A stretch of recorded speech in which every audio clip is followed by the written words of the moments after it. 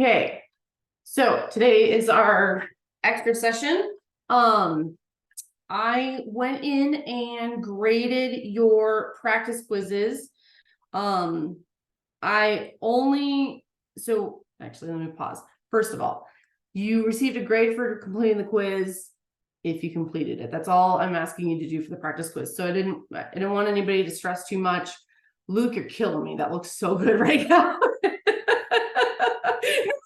No, keep eating, please. No, you do not need to turn your thing on. I'm just salivating because you have a donut and it looks amazing. Yeah, I'm very jealous right now.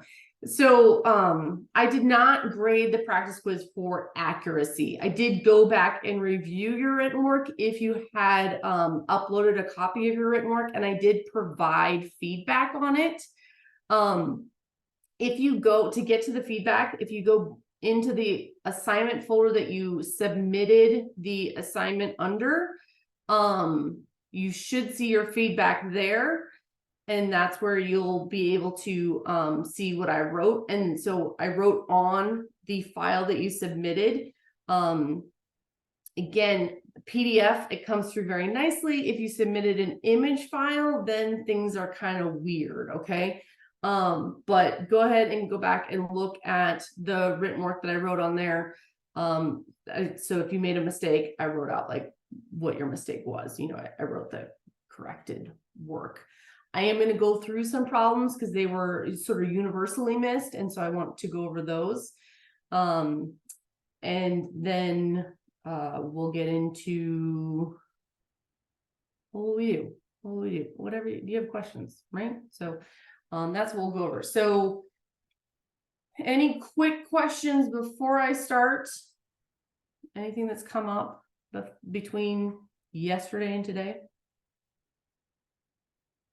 You were saying you wanted us to have those graphs ready for tomorrow, right? That's not Yes, today. you don't even have to have the actual graph. You just have to have the layout that I have in the notebook. That's the only thing that you have to have done. Yeah, the two layouts. So and I'll pull those up again. So when I looked through the questions, one of the things that, yeah, let me share my screen. One of the things that people struggled with was just the entering in. So on quizzes and tests, the questions are scrambled, and so it's not going to be like this. The question number one for you would be different from question number one from somebody else. So when you're entering the question had to do with entering the problems.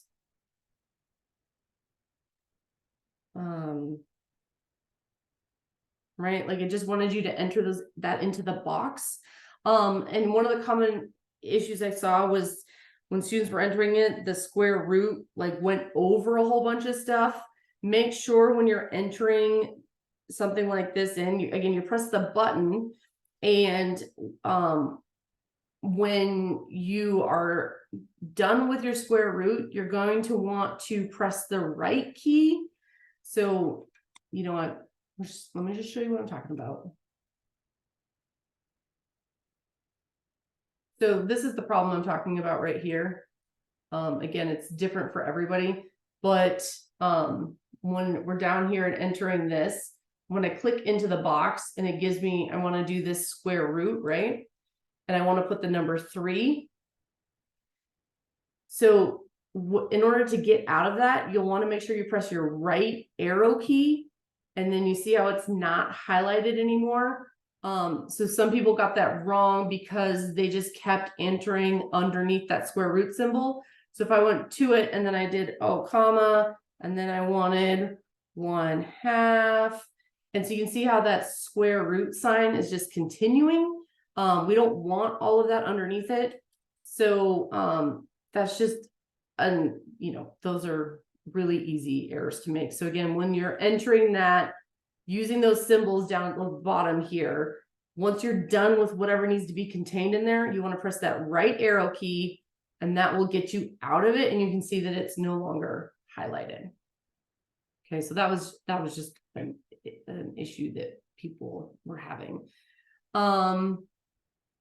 Let's see, where else do we have partial? Oh, this one.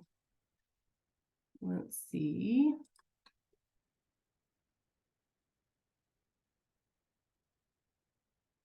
Okay, so the LCM, that was one that was confusing. So LCM means least common multiple. And what many people found was the common divisor. So if I look at the numbers, say 30 and 20, okay, the least common multiple is the smallest number that both 20 and 30 go into. So there's an easy way to do it is just to list the multiples of those numbers. So if I have 30, the next multiple is going to be 60, then 90, then 120, then 150, 180, 210, and those are just my multiples of 30, right?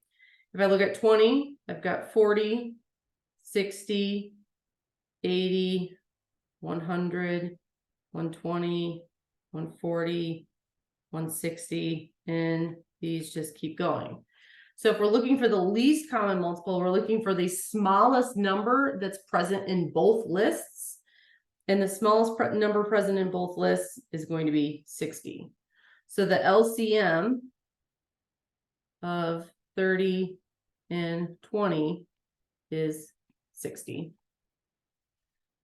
Now, I did see people doing like factor trees, and there is a way to get to this answer from a factor tree. And so if you're saying, well, what's a factor tree?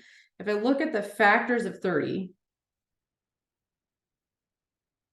if I wanted to break it into its prime factorization, I would take 30, and the smallest number that divides into 30 that's not 1 is 2. So 2 times 15 is equal to 30. Since 2 is a prime, I don't need to break it down any farther. 15 is what we call a composite number because it's composed of more than factors of just 1 in itself. So I can break down 15 into 3 and 5. So the prime factors of 30 are 2, 3, and 5. If we look at the factors of 20, that would be 2 and 10. And 10 is broken down into 2 and 5. So again, I've got 2, 2, and 5. So if we look at what's common to 30 and 20, they both have the number 2 and the number 5, right? So I can take the factors from all three or from both numbers, and I can multiply them together, but I don't need to repeat any common factor. So if I'm listing out my factors of 30 first, I've got 2 times 3 times 5. Well, now looking at my factors of 20, I already have a 2 here. So I don't need to list this 2 a second time. I'll just list that 2. And then because I already have a 5 right here, I don't need to list this 5 again. So if I take these and I multiply them together, 2 times 3 is going to be 6. 6 times 5 is 30. And 30 times 2 is 60. So that would be a more formulaic way to get to the least common multiple of 2 numbers. But again, I just need you to remember that the least common multiple is the smallest number that's a multiple of those 2 values, okay? And you might not have had the numbers 20 and 30. You might have had 2 different numbers. The concept is still the same. You're looking at what number is the smallest that both of those go into. Questions about LCM?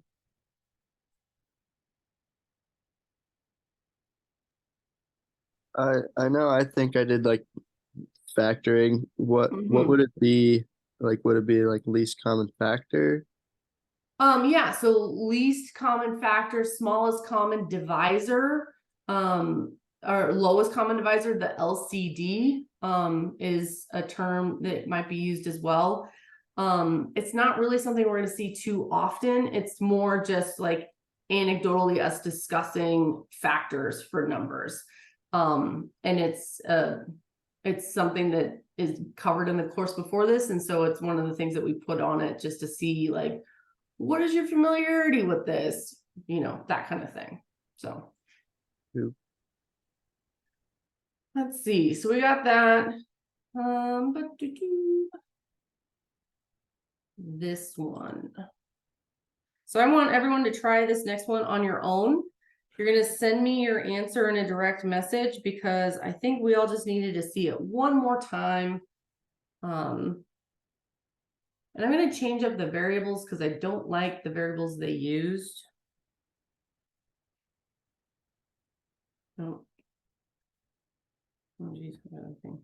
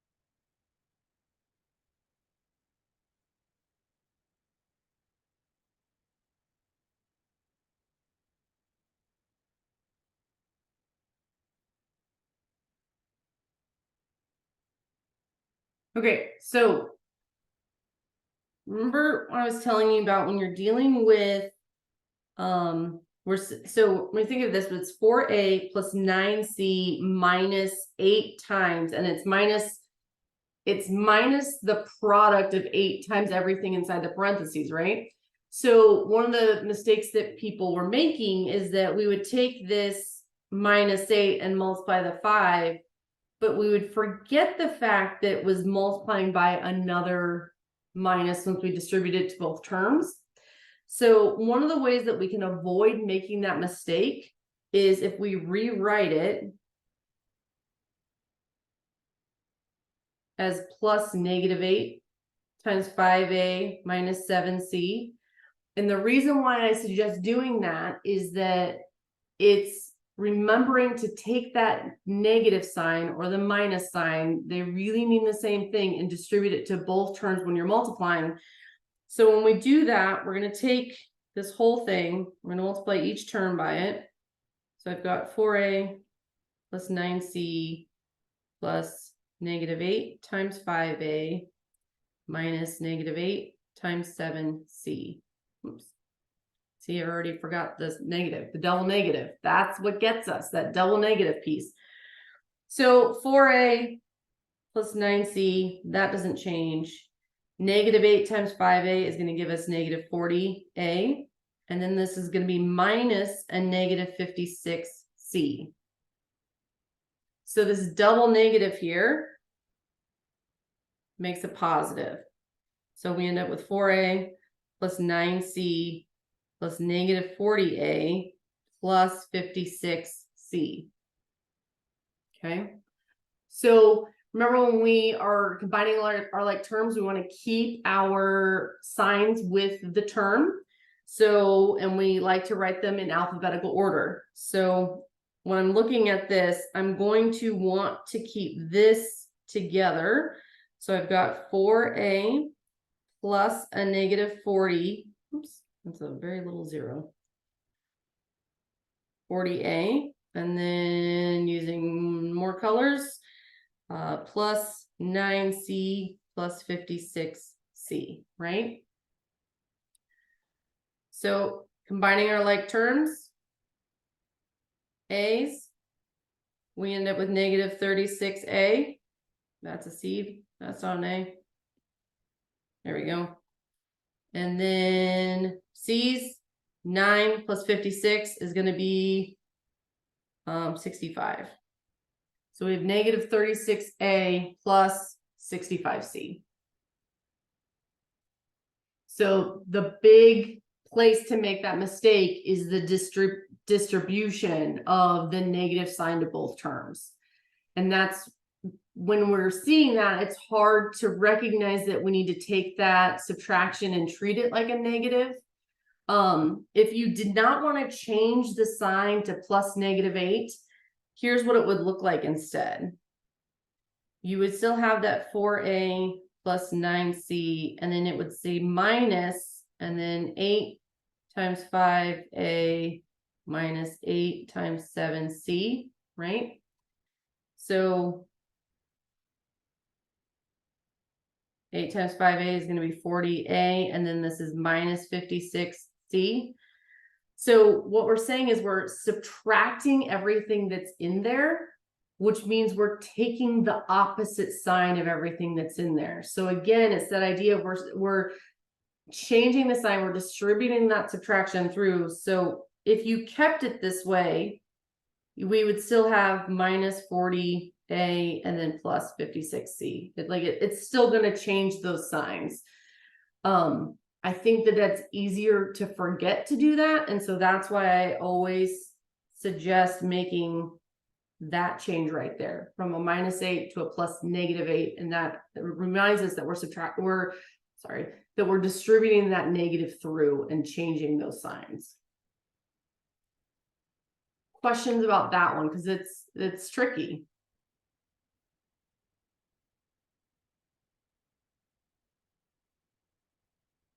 Okay. The last one I want to look at. Whoops, that's not what I want to look at. Let's do this. There we go. Had to do with the problem, and it's gonna give me a minute to write this out, okay?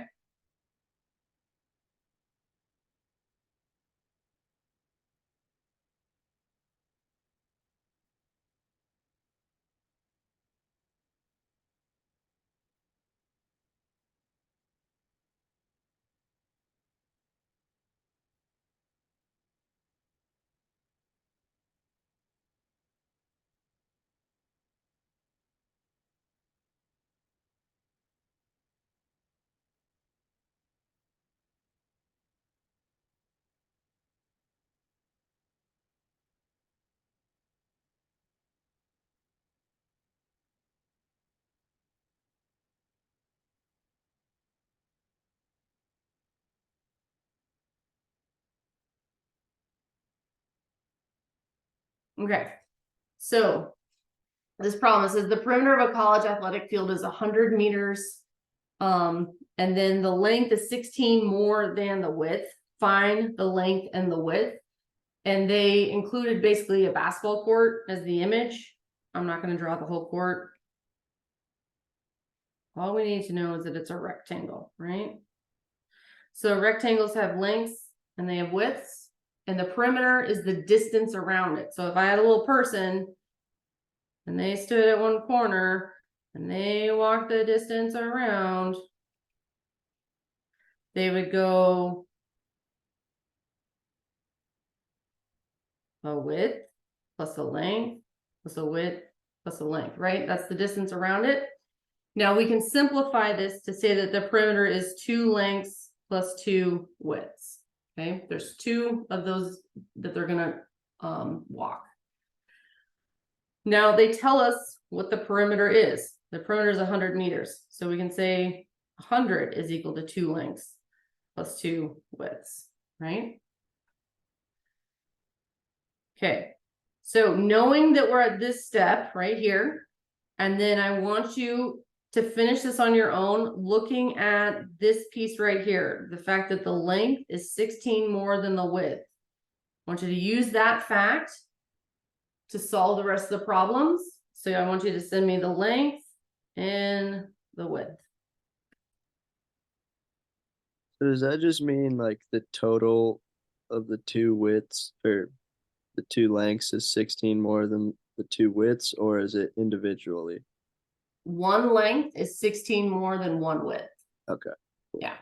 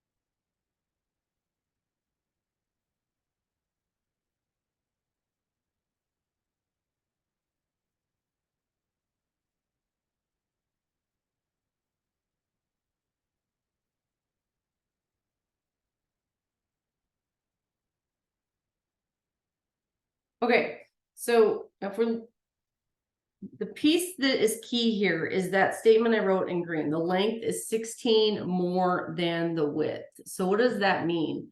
So when we look at the length being 16 more than the width, the word is, we want to treat that as an equal sign, meaning the length is 16 more than the width. We're increasing the width by 16. It's 16 more than that amount. So knowing that we have this relationship here, we can take this stuff and we can come over to this equation and we can plug it in. So if we do that, we're going to have 100 equals 2 times and then 16 plus W inside. You could have written it as W plus 16. That's fine. Plus 2W. Okay. We're now going to use the distributive property to distribute that through. And so we're going to get 100 equals 32. Oops. 32 plus 2W plus the additional 2W on the end. Combining like terms, we get 100 equals 32 plus 4W. And from here, we're just going to solve for W, meaning we're going to subtract 32 from both sides. So 100 minus 32 is going to be 68. So we get 68 equals 4W. Dividing by 4, we get 17 equals W, meaning that the width is 17 meters. Now we could go back through this whole process and go back to this equation that I have the purple arrow next to and plug 17 in for W and move backwards and solve for L, but that's making your life way hard. We can just go straight to this equation right here because we know that the length is 16 more than the width. Therefore, the length is 33 meters. Okay. So key piece of that one is recognizing what the relationship is for perimeter, right? We have to remember, like rectangles, it's the distance around. We have 2 lengths and we have 2 widths. After we get to that relationship, it's then looking at the statement that they share about the length and the width as they're related to each other, meaning that the length is 16 more than the width. Okay. So we will see more problems like this later in the course. And so if this is not something that you're comfortable with, that's okay. We're going to come back to it. It's not the only time we're going to see this. Okay. I just want you to know that you will have another chance to work on this. Okay. So that was everything from the quiz that I wanted to go over. For tomorrow, we are going to be doing 1D. So as I said, in your notebook, there are 2 layouts that I want you to build in Google Sheets before the class tomorrow. You're just building the layouts. You're not building anything else with it, just layouts. So in the notebook on the second page of Unit 1D, and I don't know what the specific page number is in your notebook. I apologize. It's somewhere near 17, or 16. I don't know. It's somewhere in that range. Again, this is all you need to build is what I have laid out. Okay. And then on the next page, you just need to do that one too. Okay. We're going to create a histogram tomorrow in class and a circle graph or pie graph, pie chart, lots of words, those same things. And so you just need to have those 2 things built. All you see is what's in the notebook page. And we'll go through the steps together. So if you don't have your notebook yet, that's fine. If we go into Eagle Online, let me share that screen. On that first table, what are those 3 little dots between the numbers? Oh, these? Yeah. Those are just ... Okay. It's Okay. just the bins. It's showing that all that we're writing out there is that the bin goes from 0 to 64. Okay. Yeah, Just making sure it wasn't any like equation type it's thing. not fancy. It's just 3 dots. That's it. So in Elon Line, if you go to the content and you go to unit 1 and we go to 1D right here, this first document is the PDF. You pull it up. That's our notebook page. So if you scroll to the second part page, there's that layout again. I'm sorry, it's not very clear, but yeah, that's terrible. I'm so sorry. I don't know why it's being bizarre. But you can still see the general so it's these are the numbers here. That's just the data that we're using, and then you have your cutoffs and then the bins. And so again, you're just making it look like this. Okay. And then if you scroll down one more page, then you get to the circle graph that we're creating. Okay. And so that's where you can find those in order to help you build out your Google Sheets for tomorrow. Okay. Again, I'm not expecting you to do anything with them. Just get the basis ready so that you have something to work off of as I'm teaching with everything. Okay. So more questions, all the questions.